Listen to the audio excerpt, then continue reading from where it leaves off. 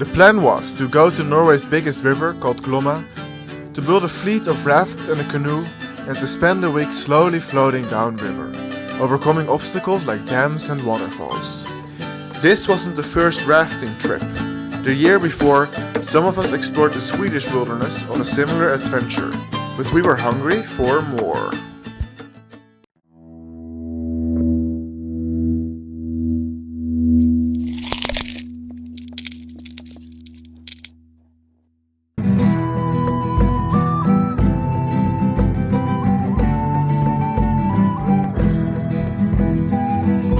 Summer 2015.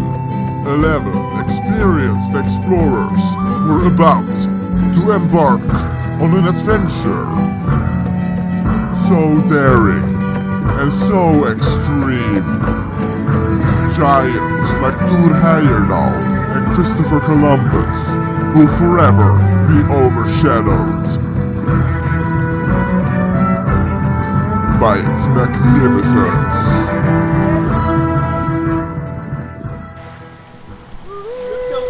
From here.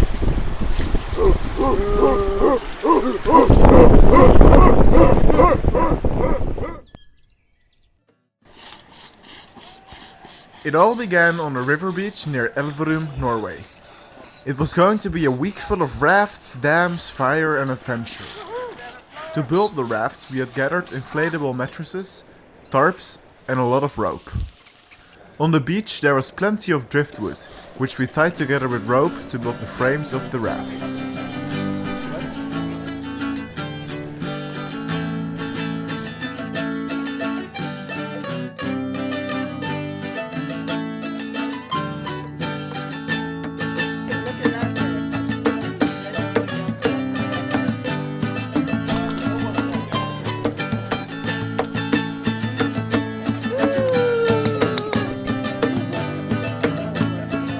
We finished building the rafts before the day was over and started floating downstream towards our next camp. But we were slowly floating towards a great danger. The first dam in the river had the potential to crush the rafts and everybody on them, and we were getting close.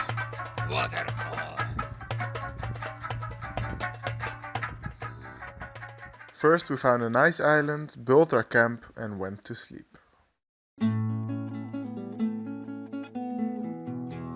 The next day was certainly the hardest day of the trip. It was cold and rainy, and then there was the slight inconvenience of a huge, deadly dam blocking our way.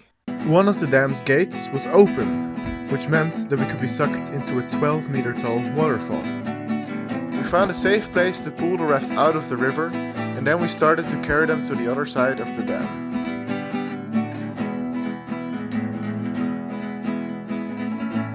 It was at least half an hour's walk, and the rafts, luggage and other equipment was heavy. Meanwhile, it was raining, and everyone was getting wet and tired. Wait! Almost everyone. Behind the dam there were a couple of kilometers of whitewater. We decided to cross the whitewater with the rafts, but we left the luggage and most people behind.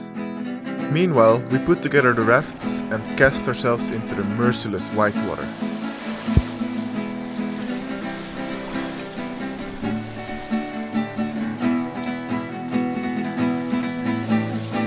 Okay, here we go.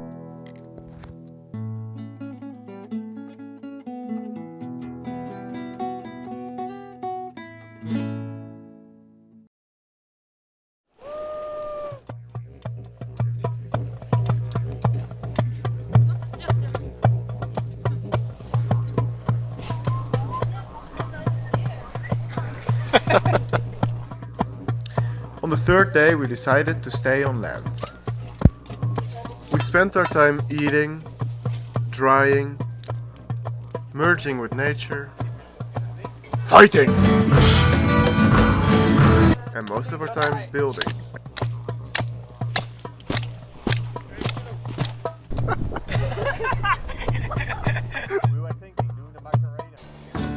We worked on improving the rafts and we constructed a canoe, which we needed to make navigation on the river easier. The canoe was made of an old inflatable mattress we found in the trash, cut open and stretched around a frame of flexible sticks. In this case from a tree in the Salix genus, probably goat willow. I volunteered to test it out.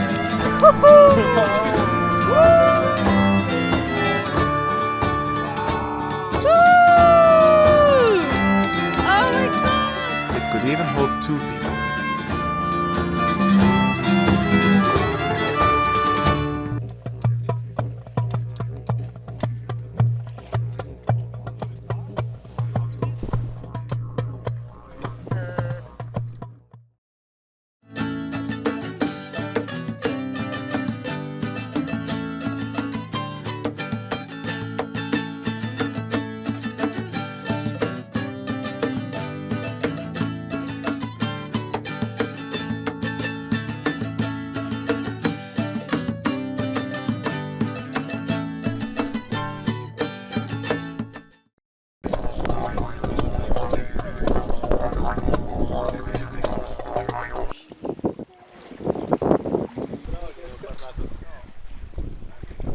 No, ma dico in generale, diciamo.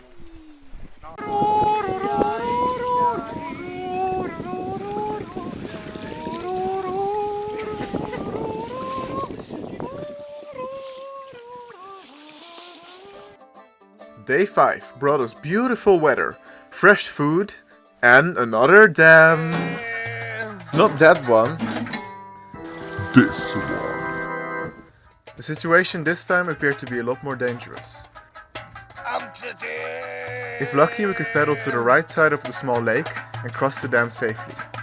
But the strong current could pull us towards the dam, and then there might be no escape.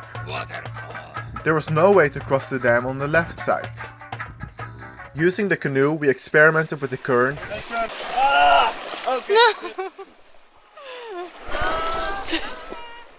and then we set off, hoping for the best.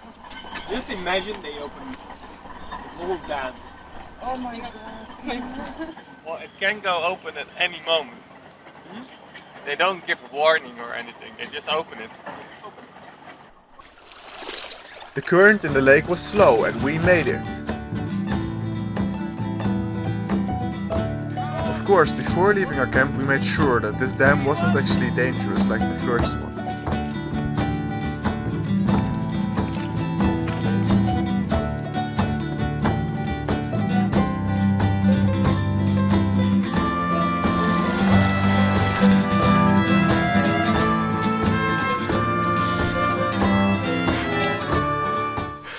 Strangely enough, after a week on the river, we were still feeling very, very sane. It's fun. Contrary to driving us mad, it made us grow wise indeed. Much more logical to put everything in one big bag and you always know it's on the bottom.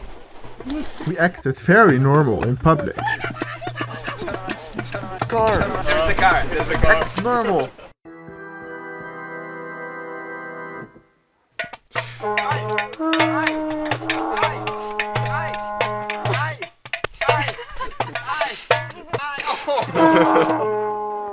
Unfortunately, at this point, some of our remaining crew had to leave us and go home. Now, with only 4 people remaining, we can ask ourselves but one question. Who's gonna win? Find out next week in the exciting conclusion of Rafting Reality TV.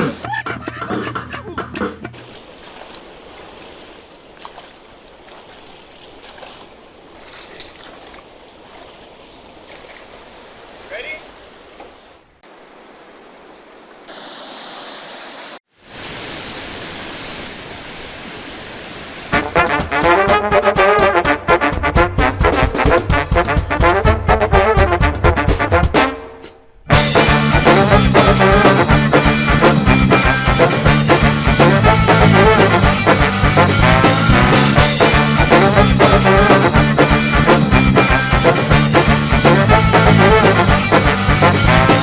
Looks so feasible from here.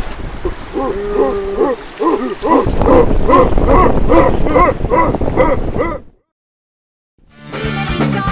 a night of involved, we dance to the rhythm of a cat.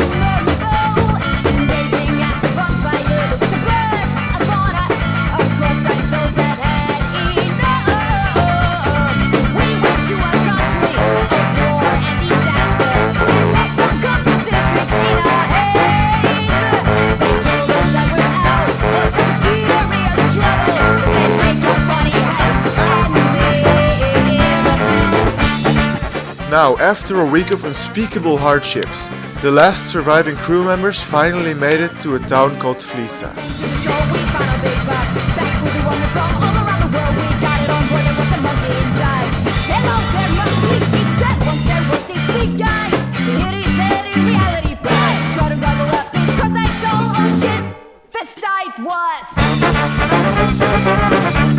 For now, this is the end, but the journey will continue this summer when we return to Fleesa, build new rafts and continue floating down the Glomma River.